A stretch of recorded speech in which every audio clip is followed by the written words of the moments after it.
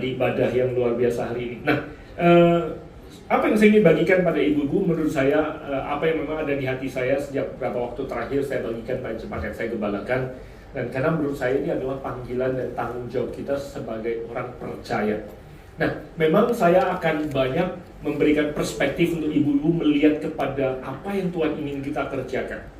Tapi saya percaya bahwa pada saat kita mengarahkan perhatian kita kepada apa yang Tuhan mau kerjakan melalui kehidupan kita, pada saat itulah kekuatan terbangun dalam kehidupan kita untuk beban yang perlu kita pikul. Ya, saya temukan bahwa terlalu sering kita duduk di gereja mendengarkan khotbah yang perspektifnya hanyalah apa yang aku perlukan dan apa yang Tuhan perlu berikan bagi aku supaya hidupku lebih baik. Tidak ada salahnya sih. Tetapi menurut saya Tuhan ingin kita fokusnya tidak pada diri kita sendiri, tetapi kepada apa yang Tuhan ingin kerjakan di dalam dan melalui kehidupan kita. Sehingga pada saat kita lihat kepada apa yang Tuhan mau kerjakan dalam kehidupan kita, kita menemukan solusi dan jalan keluar buat tantangan dan pergumulan kita. Ada amin ibu-ibu? Jadi saya kasih peringatan dulu. Saya mau mengajak ibu-ibu tidak hanya mikirin atau firman Tuhan hanya apa yang Tuhan mau katakan buat masalah saya, pergumulan saya, keuangan saya, suami saya, laporan kesehatan dan lain sebagainya, vonis dokter dan lain sebagainya. Wah, saya perlu nih, saya lagi lemah. Betul, tapi seringkali kekuatan datang justru pada waktu perspektif kita tidak kepada diri kita sendiri saja. Ibu-ibu siap? Ya. Kayaknya yang siap cuman pengurus industri. Ibu-ibu yang hadir pagi hari ini siap? Ya. Karena Tuhan memang mau menjawab setiap kebutuhan kita. Oke, siap? Mazmur pasal yang pertama. Kalau ibu-ibu punya Alkitab mau buka boleh. Mazmur pasal yang pertama, saya akan memulai membaca 3 ayat yang pertama. Setelah itu saya akan berbagi beberapa pemikiran yang saya yakin akan menjadi jawaban Tuhan bagi kebutuhan ibu semua, termasuk menjadi berkat bagi orang-orang yang Tuhan tempatkan dalam kehidupan ibu. Dikatakan berbahagialah, semua orang bilang berbahagia. Berapa banyak yang mau bahagia hari ini? Kita semua cari kebahagiaan, oke? Nah, dikatakan berbahagialah orang. Nah, ini setelah ini ada hal-hal yang bisa kita pelajari supaya hidup kita bertemu dengan kebahagiaan. Dia katakan, berbahagialah orang yang tidak berjalan menurut nasihat orang fasik, tidak berdiri di jalan orang berdosa, dan tidak duduk dalam kumpulan pencemooh. Ada 3 kata kunci di sini berkaitan dengan orang yang bahagia ini. Yang pertama dikatakan, bagaimana cara dia menjalankan kehidupan, di mana dia suka berdiri, dan kapan dia duduk. Nah, ini semua bicara soal lifestyle, pola dan gaya hidup kita. Kita ini jalan sama siapa, berdiri sama siapa, duduk sama siapa, itu bicara soal pola hidup kita, ibu-ibu. Saya sering kali mengajar pada anak-anak muda, saya berkata, dengan siapa kalian jalan, dengan siapa kalian sering bergaul, berdiri bersama, apalagi duduk kongko-kongko menentukan apa yang akan terjadi dalam kehidupan kalian. Bahagia apa enggak tergantung sama itu. Dengan siapa kalian jalan, dengan siapa kalian berdiri, dengan siapa kalian duduk. Karena kalimat berikutnya dikatakan adalah bahwa orang yang berbahagia ini adalah orang yang kesukaannya Taurat Tuhan. Karena Taurat dan firman Tuhanlah itu yang akan kemudian menentukan bagaimana dia mengambil keputusan, dengan siapa dia berjalan, dengan siapa dia berdiri, dan dengan siapa dia duduk. Dengan kata lain, apa yang dia dengarkan waktu dia duduk, dan apa yang dia izinkan masuk dalam hati dan pikirannya waktu dia duduk, sangat ditentukan oleh seberapa banyak firman Tuhan yang ada dalam kehidupan dia. Di dalam bahasa komputer ada istilahnya antivirus. Antivirus itu menolong komputer untuk tidak terinfeksi virus. Imun sistemnya komputer itu antivirusnya. Nah, antivirusnya hanya akan bisa bekerja menolong komputer untuk tidak terserang virus kalau antivirusnya aktif. Yang muda yang ngerti komputer tahu bahwa antivirusnya hanya aktif kalau antivirusnya itu diaktifasi, tidak disimpan di komputer, di hard disknya saja, di memorinya saja. Nah, firman Tuhan dalam hidup kita akan menolong kita untuk kemudian menjaga pikiran kita untuk tidak cepat menerima apa kata orang waktu kita kongko-kongko, Sehingga dia bilang, oh ini nggak boleh saya dengerin, ini nggak boleh saya ingat, ini nggak boleh saya simpan dalam hati, apalagi saya lakukan.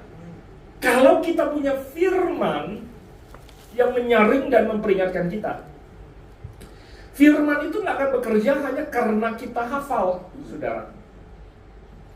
Firman itu nggak bekerja hanya karena kita duduk dan kemudian mencatatnya saja di HP. Karena kalau dicatat saja, firman itu nggak bisa apa-apa, kecuali firman itu aktif ada dalam kehidupan kita. Kalau lagi di salon duduk-duduk, ngobrol sama teman baik kita, wah kemarin, waduh mertuaku begini-begini. Oh, jangan mau begitu, begini. Nah, kalau kita nggak punya firman Tuhan yang kemudian dalam hati bilang, tapi firman Tuhan bilang begini loh, nggak ada. Oh gitu ya. Iya. Pulang, begitu lihat mertua, atau suami kita lagi pulang, lagi sibuk, lagi pusing, besok mesti bayar cicilan, kita ngomong nggak didengerin,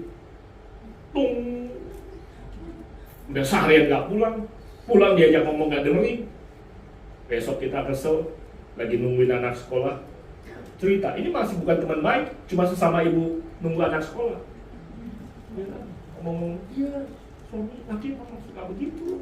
Perhatiin, kalau di rumah udah nggak dengerin kita, jangan-jangan di kantornya tuh.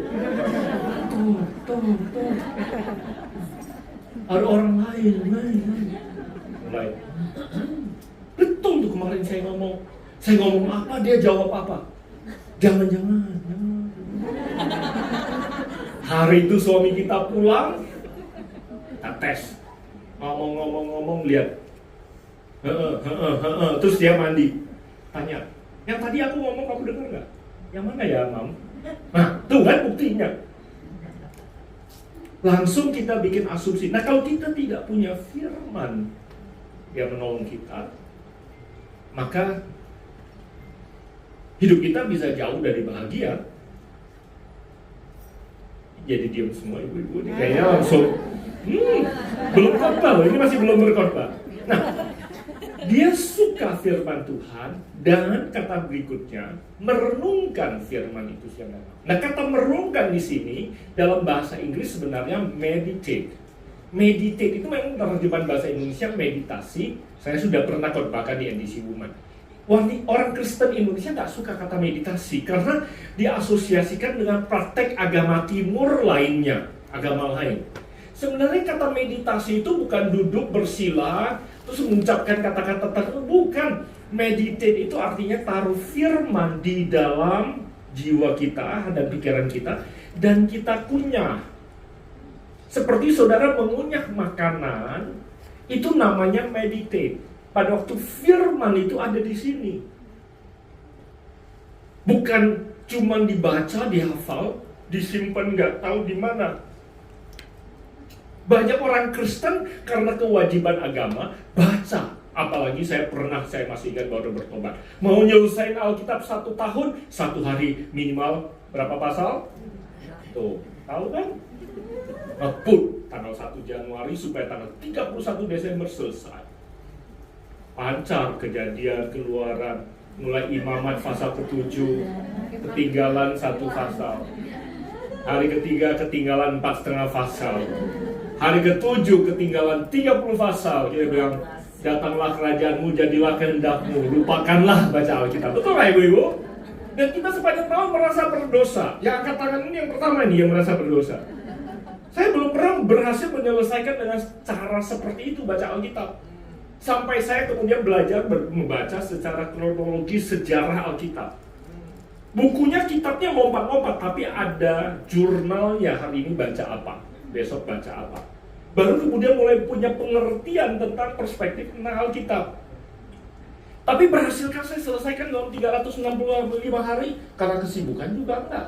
Tapi kronologinya bisa dapat selesaikan Alkitab dalam tanda kutip ya, 365 hari yang stretch. Kalau 2 hari lagi sibuk, ya saya berhenti di hari ke-76, ya besok lanjut ke 77. Bisa diterima dengan baik? Karena kalau tidak, kita ini cuma ngafal karena kewajiban agama. Karena rasa, wah kalau belum baca ini pagi harus baca firman. Udah. Ngerti juga enggak, nempel juga enggak, tapi sudah melakukan kewajiban agama. Itu namanya agamawi. Bahkan ada orang fanatik agama.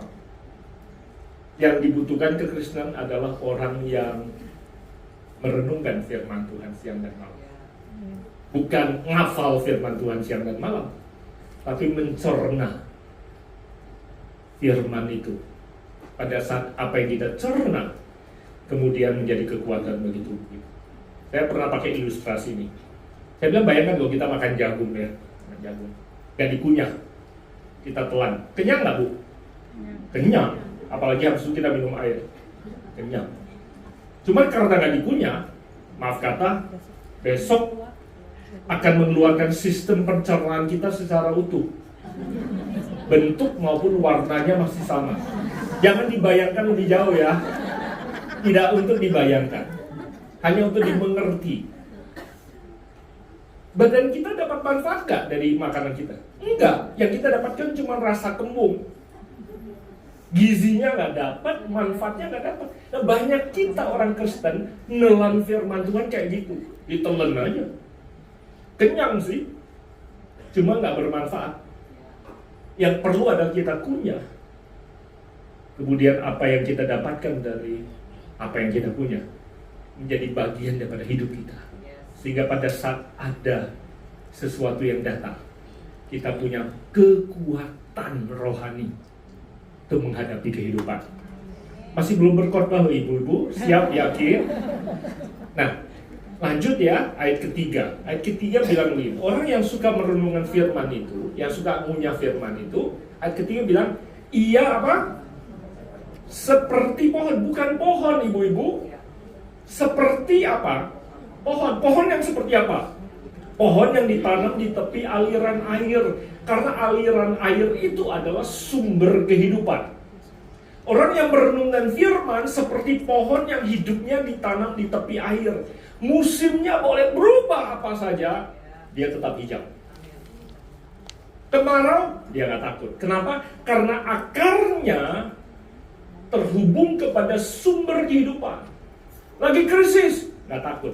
Memang betul terik, panas, COVID, nggak takut. Betul sedang ada masalah, tapi dia bisa mendapatkan kehidupan dari tempat yang maha tinggi. Ada amin ibu-ibu? Nah, dia seperti pohon yang ditanam tepi aliran air yang menghasilkan apa? Buah pada musimnya.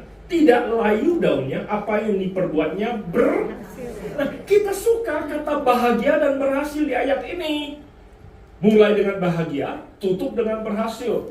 Kita langsung bilang, amin, haleluya. Orang Kristen pasti bahagia dan berhasil. Tapi lupa yang di tengah. Perlu ngunyah firman Tuhan. Tidak layu daunnya, apapun musimnya. Artinya, kita suka lupa, bukan berarti orang yang bahagia dan berhasil tidak ada musim kemarau. Ada musim gugur, ada. Cuma karena dia ada sumber kehidupan di dalam dia, dia bisa tetap hijau walaupun musimnya berat. Ada amin. Bisa berhasilkan di tengah-tengah kesusahan? Bisa. Pengkhotbah pasal ketiga dikatakan semua ada musimnya. Ada waktunya lahir, ada waktunya meninggal, ada waktunya menanam, ada waktunya mencabut, ada waktunya untung, cuan, ada waktunya rugi. Semua indah pada waktunya. Keindahan hanya akan bisa kita rasakan kalau kita bisa menikmati cuan, juga bisa menghadapi rugi. Waktu kita merayakan tawa, waktu ada yang lahir, waktu kita menangis karena ada yang meninggal. Ada waktu memeluk, ada waktunya menahan diri dari memeluk. Keindahan hanya bisa terjadi kalau kita mampu menghadapi kedua sisi kehidupan dengan baik. Lagi krisis, Tuhan tetap baik karena dia nggak berubah.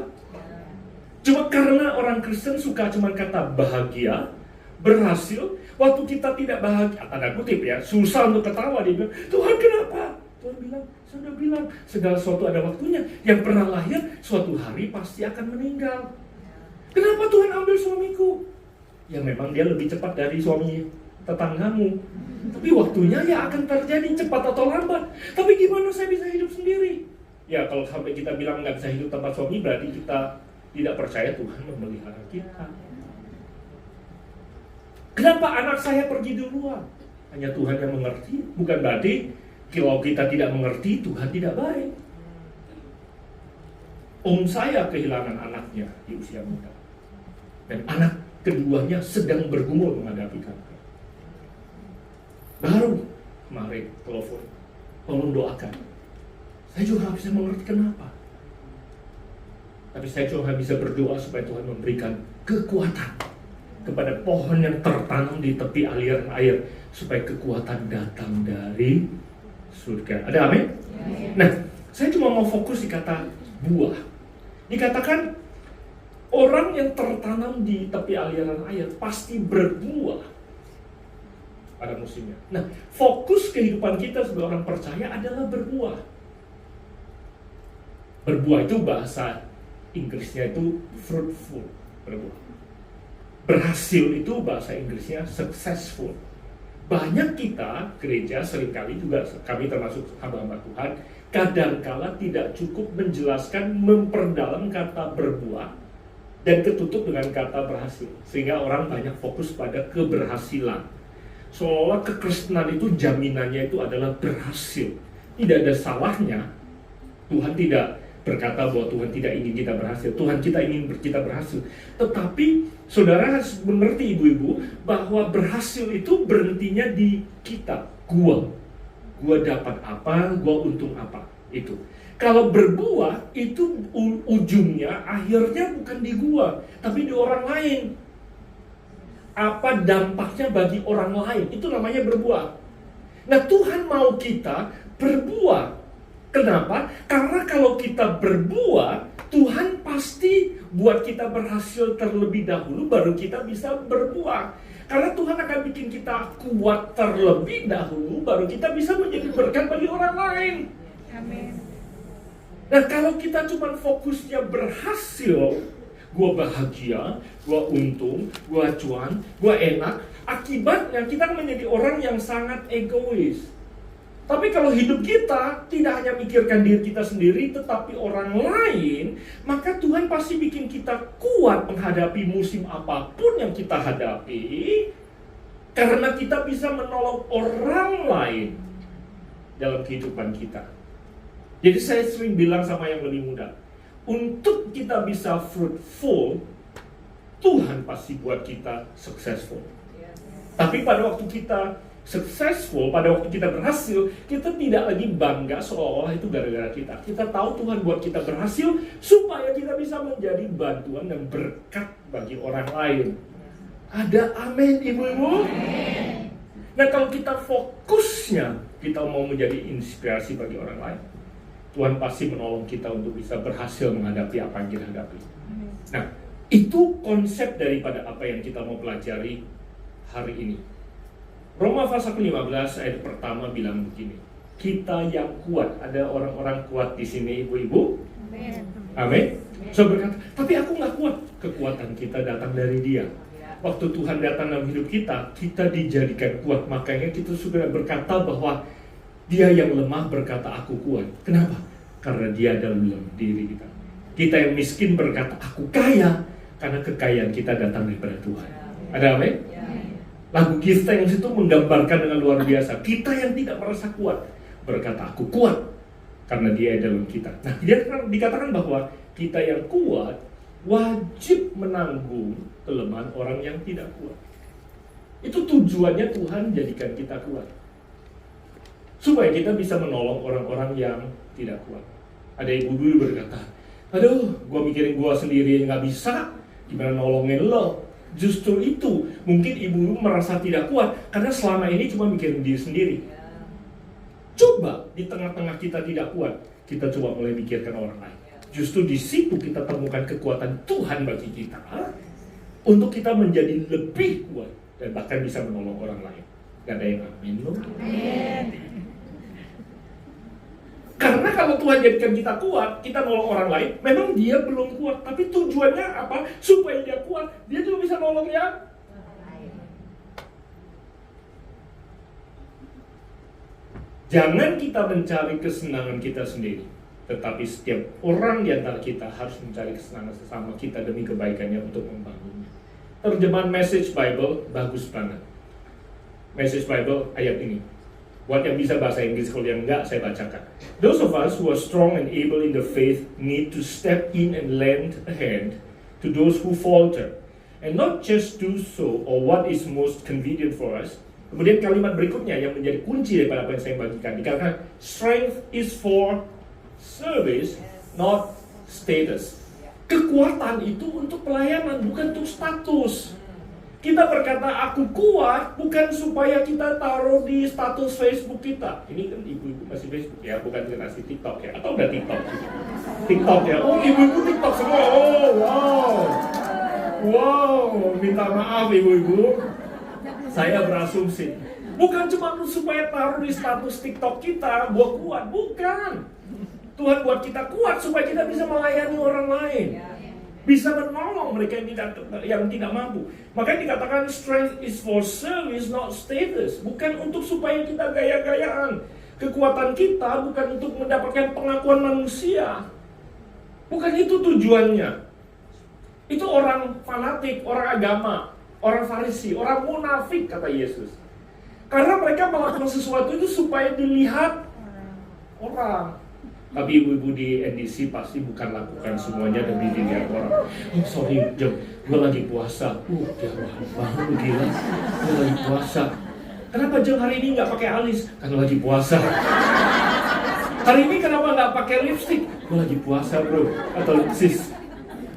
Enggak, karena Yesus mengecam orang-orang Farisi pada waktu itu. Karena kalau mereka doa supaya dilihat orang, puasa supaya dilihat orang, termasuk kasih sedekah buat dikasih lihat orang. Itu di zaman itu praktek agamawi mereka di situ. Doa supaya dilihat orang. Sementara banyak kita ibu-ibu, ibu doa, aku nggak bisa. Dia aja yang lebih jago. Emang kompetisi doa? Doa itu ngomong sama Tuhan. Ya apa adanya.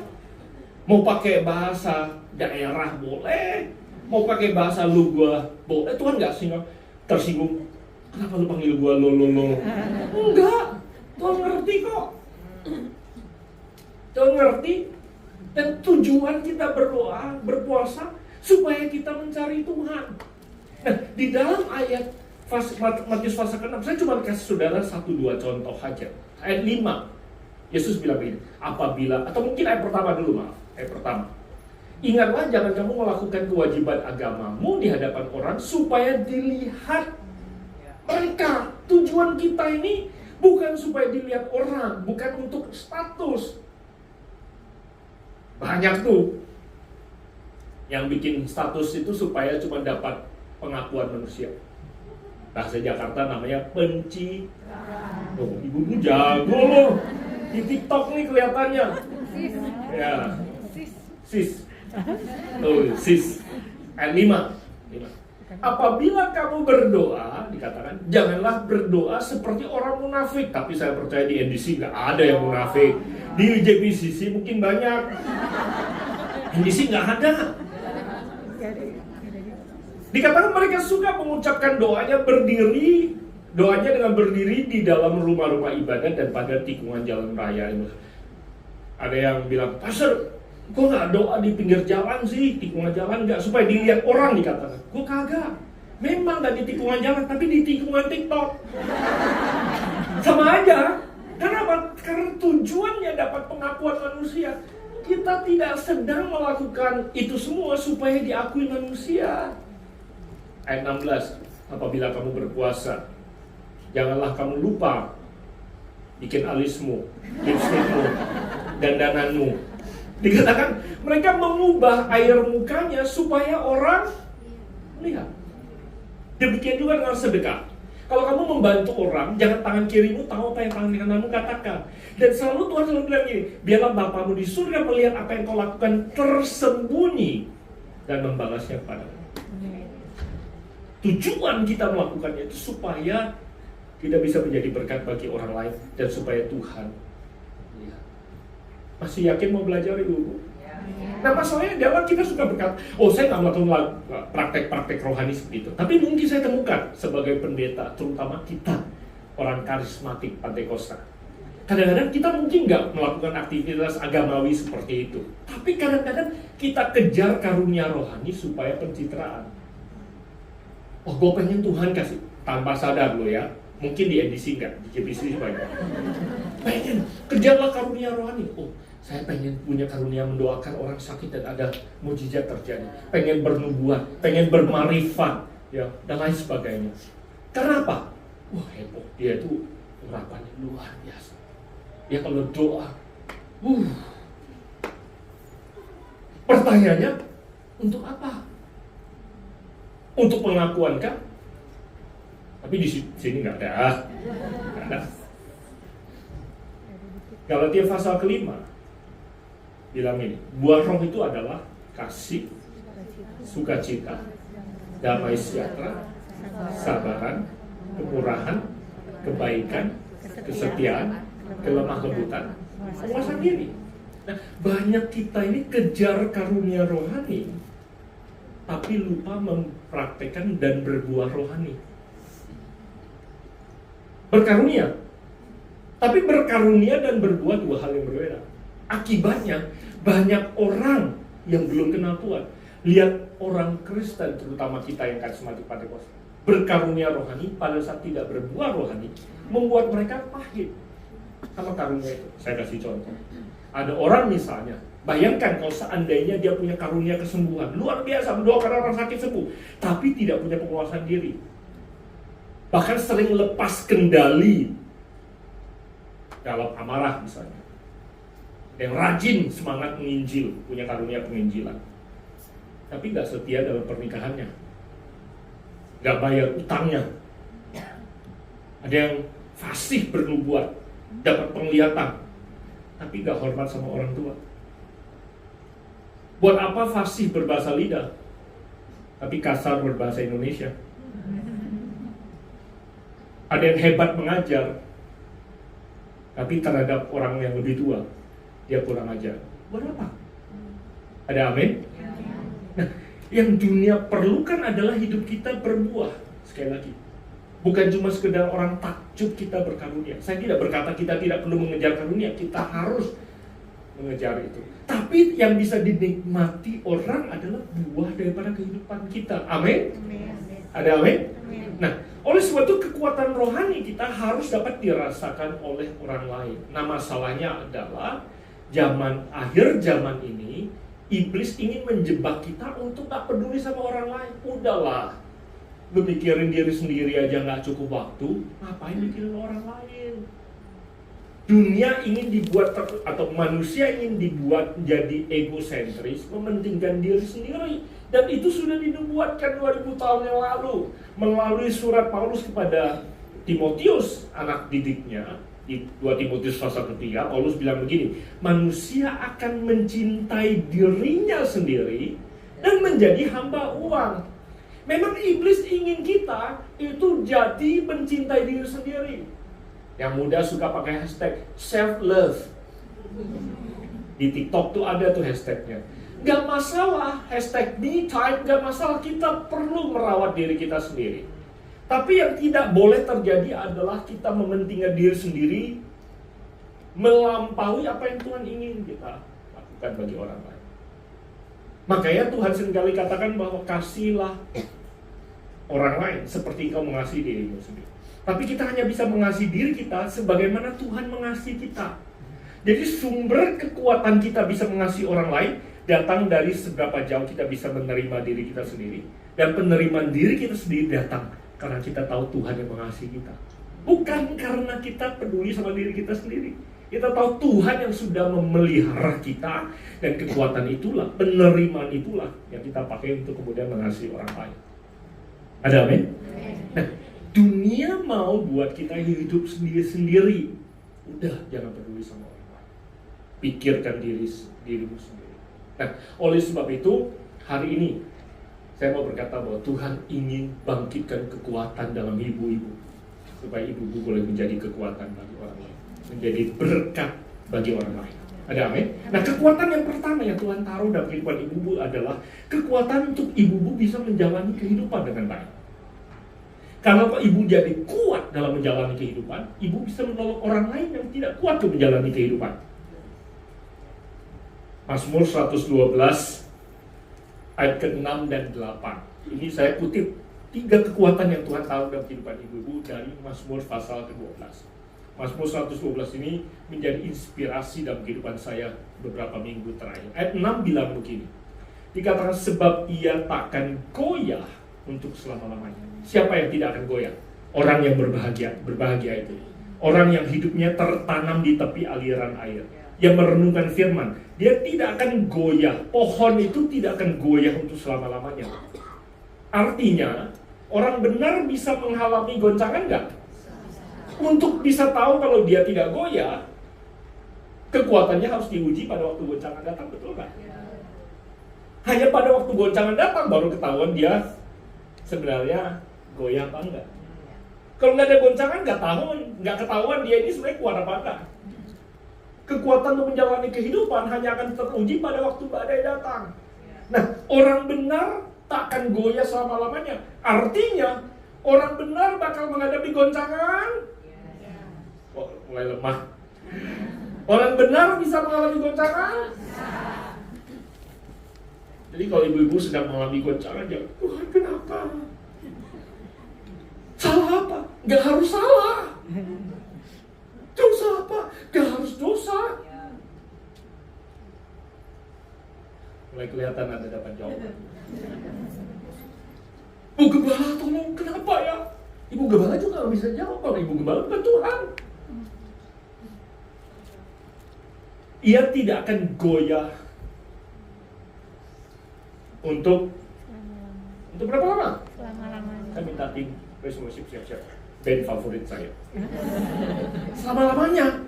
Mau lagi musim tenang, mau lagi musim goyah, dia nggak goyah. Goncangan nggak goyah. Udah nggak pakai masker, mau pakai masker, dia nggak goyah. Ada amin? Berikutnya, ia tidak takut kepada kabar celaka. Saya mau tanya, orang benar bakal terima kabar buruk nggak? Ayo coba baca. Ia tidak takut kepada kabar celaka. Berarti orang benar, orang yang berbahagia, yang punya firman, harus terima kabar buruk nggak? Kenapa Tuhan? Laporan medis. Ada kabar buruk. Saya tadi cerita sama Bu Widya. Bulan Desember, tanggal 13, hari Rabu pagi subuh. Kalian mau ngapain? Lagu Blackpink ya.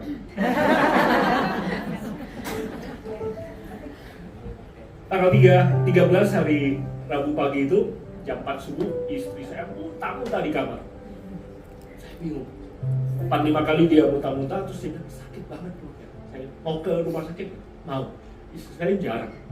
Saya tahu ini bukan kabar baik nih kalau sampai dia mau. Singkat cerita, kami ke UGD di medis. Setelah diperiksa, kata dokter ada usus, disuntik, sakitnya mereda, dikasih antibiotik, pulang minum, Kamis Jumat membaik. Ya udah, saya bilang saya tinggal Sabtu saya pelayanan ke Surabaya. Saya di Surabaya Sabtu, Minggu, Senin, Selasa. Dia habiskan antibiotik. Selasa saya pulang, antibiotik habis. Dia bilang, ya ini tambah sakit. Hah? Panik saya.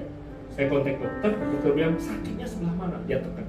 Kanan bawah. Dokter bilang, wow, jangan-jangan usus buntu. Dari Rabu sampai Minggu Senin itu nggak ketahuan sakitnya di mana. Dia bilang, besok pagi-pagi kamu langsung ke UGD.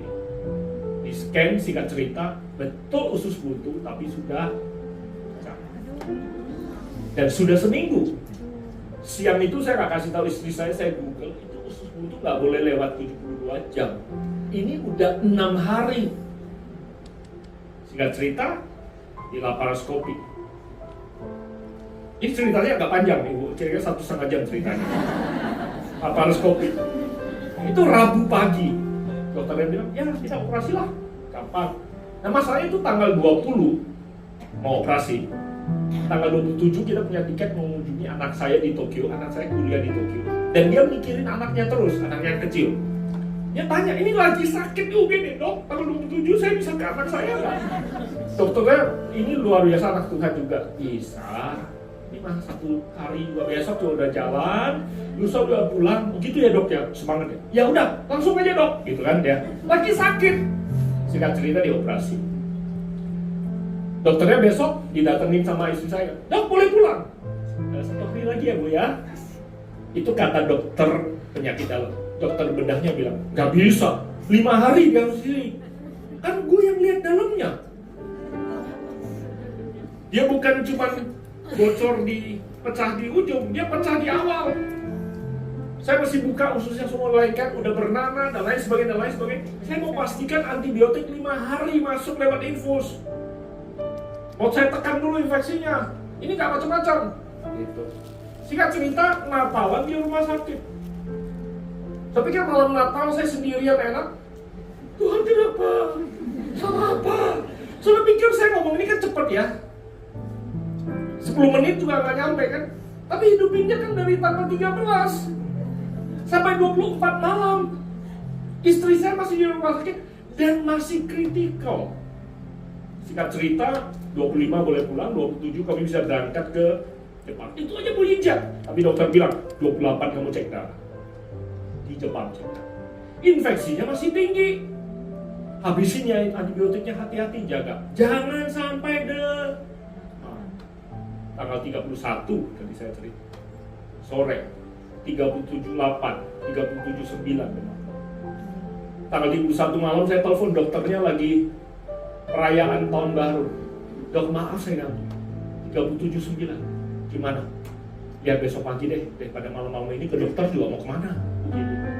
Kalau besok pagi masih demam, kamu harus langsung. Sudah pikir tanggal 31 malam merayakan akhir tahun dengan sukacita dan damai sejahtera? Sepanjang malam saya nggak tidur. Setiap 15, 20, 30 menit saya telepon karena anak kami dua-dua ikut saya tidur sama anak laki-laki, anak perempuan saya tidur sama. Sampai anak perempuan saya bilang, Dad, kamu harus belajar percaya sama Tuhan. Setiap setengah jam telepon gak ada gunanya. Pendeta juga. Kekuatan itu gak bisa pinjeman khotbah hari ini, gak bisa. Harus dipraktekkan. Betul gak firman itu punya kekuatan untuk jalani kehidupan? Gak cuma teori. Waktunya saya juga perlu diingatkan. Mana Tuhan? Kamu. You have to trust God. Anak perempuan saya bilang gini, Dek, ukur dek. Dan setengah jam yang lalu temperatur gini, setengah jam it wouldn't help. Chill. Sampai anak saya sampai bilang gitu. Tapi nggak bisa tidur. Tapi puji Tuhan paginya temperaturnya turun. Tapi yang saya mau cerita itu bukan success story-nya. Yang saya mau cerita itu adalah perjalanannya. Ada goncangan, ada badai. Justru disitulah kekuatan iman kita akan diuji. Jadi kekuatan ibu-ibu bukan terletak di apa yang terjadi. Kekuatan ibu-ibu terletak di bagaimana ibu-ibu menghadapi badai yang datang. Semua yang sedang di dalam badai katakan amin. Ibu-ibu dikasih kekuatan untuk menjalani kehidupan. Ada goncangan, gak goyah, ada Tuhan. Ada kabar berita buruk, hatinya tetap teguh, penuh percaya pada Tuhan. Karena hatinya teguh, ia tidak takut, sehingga ia memandang rendah lawannya. Lawannya apa? Berita buruk itu, goncangan itu, dia bisa hadapi. Orang benar itu akan diingat apa? Selama-lamanya. Itu ayatnya. Mazmur 112 ayat ke-6. Kedua, kita diberi kekuatan untuk memberi. Ayat ke-9 Mazmur 112.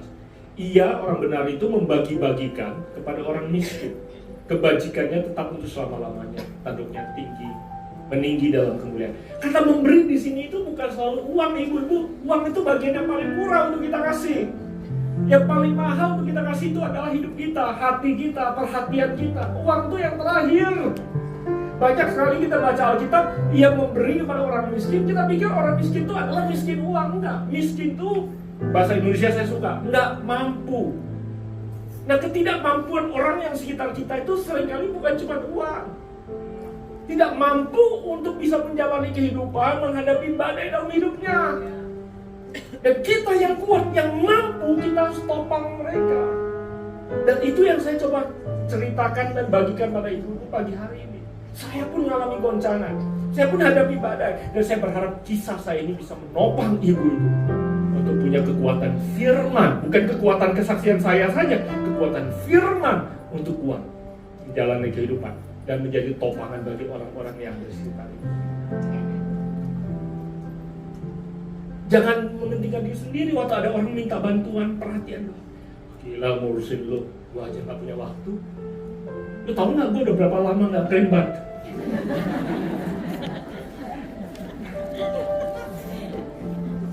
Doain lo. Jadi dia memberi, yang dia berikan itu yang lebih berharga itu adalah waktu, perhatiannya, doanya. Itu jauh lebih berharga dari materi. Materi itu cuma yang paling kecil, yang terakhir kita bisa berikan. Kalau hati saudara, ibu-ibu sudah berikan, saudara nggak akan berat untuk bantu kalau saudara kuat secara keuangan. Nah, biasanya kita suka minta terus. Karena apa? Karena hati kita juga sempit. Kalau hati kita sempit, dimintain dompet, ya yang akan dikasih. Tapi kalau hati kita lebar, gak usah diminta. Kita akan lihat itu sebagai kesempatan untuk menabur. Kesempatan untuk menabur, bukan beban dan kehidupan kita. Ada amin? Yang terakhir, kita menjadi kekuatan untuk menjadi penunjuk jalan. Ayat keempat, Mazmur 112 bilang ini, dalam gelap terbit terang bagi orang benar, pengasih dan penyayang orang yang adil. Dalam gelap terbit terang. Berarti orang benar bisa ada dalam gelap gak? Bisa. Cuman kita bisa menjadi terang. Nah, saudara, ibu bayangkan kalau ini gelap gulita, kita kehilangan orientasi, bingung, takut, bimbang, gak bisa bergerak. Bahkan kita jadi terpaku seringkali. Ini gimana nih kalau dalam gelap sama sekali? Nah, biasanya dalam gelap kebingungan, confusion, disorientasi terjadi. Orang jadi nggak tahu mau melangkah kemana. Selama 3 tahun pandemi, gereja dalam gelap, bisnis dalam gelap, banyak keluarga hidup dalam gelap, nggak tahu mau melangkah kemana. Nah, orang Kristen ditaruh di situ untuk menjadi terang, sehingga dunia sekitar saudara bisa lihat.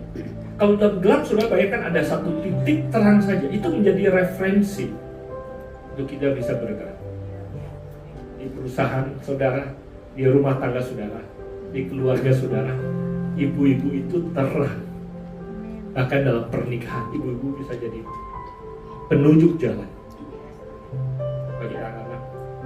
Itulah dampak dari kebenaran firman yang ada di kehidupan kita. Pada waktu ibu-ibu ada di situ, nggak perlu kemana-mana, cuman ada aja menjadi penunjuk jalan dan terang. Sekitar kita langsung mendapatkan referensi, sehingga ibu-ibu, teman-teman ibu-ibu yang berkata, karena aku bergaul sama kamu, aku jadi tidak disorientasi. Aku tahu aku harus melakukan apa. Suami ibu-ibu jadi tahu apa yang harus dia lakukan. Anak-anak ibu-ibu menjadi mendapatkan acuan di tengah-tengah mereka takut dan bimbang. Kekuatan itu Tuhan taruh supaya kita apa? Menolong mereka. Ibu-ibu NDC, apakah Anda semua siap untuk melayani dan menjadi berkat bagi orang lain? Nah, kalau Anda fokus pada orang lain, pasti kita akan mengalami keberhasilan dan bahagia, karena pasti kekuatan itu mengalir dalam kehidupan kita menjadi berkat bagi orang lain. Ada amin? Mari kita hampiri Tuhan sekali lagi.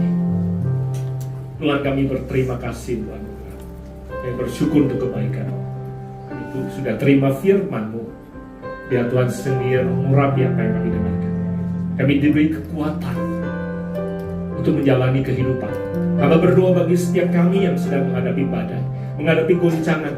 Biar kekuatan dari firman Tuhanlah menjadi sumber kekuatan mereka untuk bisa menghadapi apa yang sedang mereka jalani. Beri kelimpahan, kemurahan hati dalam hidup mereka, sehingga mereka bisa memberi hidup, waktu, perhatian, pelayanan yang mereka miliki, sehingga ada banyak orang yang terbantu di dalam kehidupan mereka. Mereka juga menjadi penunjuk jalan bagi keluarga, bagi rumah tangga, bagi orang-orang sekitar mereka yang sedang tersesat, ada dalam kegelapan, dalam kebingungan. Biarlah Tuhan sendiri yang hadir di dalam kehidupan melalui kehidupan mereka. Pada saat mereka fokus pada orang lain, Hamba percaya Tuhan akan memberikan bahagia dan keberhasilan dalam kehidupan mereka. Tuhan akan menolong mereka dalam badai kehidupan mereka, kegelapan yang mereka jalani. Tuhan akan menjadi gembala yang baik di dalam hidup mereka. Sekali lagi, aku berdoa supaya Tuhan meteraikan firman ini menjadi kekuatan bagi kami. Sebagaimana Tuhan hadir dalam kehidupan saya dan Hana, Tuhan pasti hadir dalam kehidupan mereka, sehingga mereka juga punya kesaksian bagi orang lain. Sebagaimana Tuhan pakai kehidupan kami, goncangan hidup kami menjadi kesaksian bagi orang lain. Terpujilah nama-Mu Tuhan, kekal sampai selama-lamanya. Di dalam nama Yesus Kristus Tuhan. Dan setiap kita yang percaya berkata, amin. Tuhan Yesus memberkati ibu-ibu.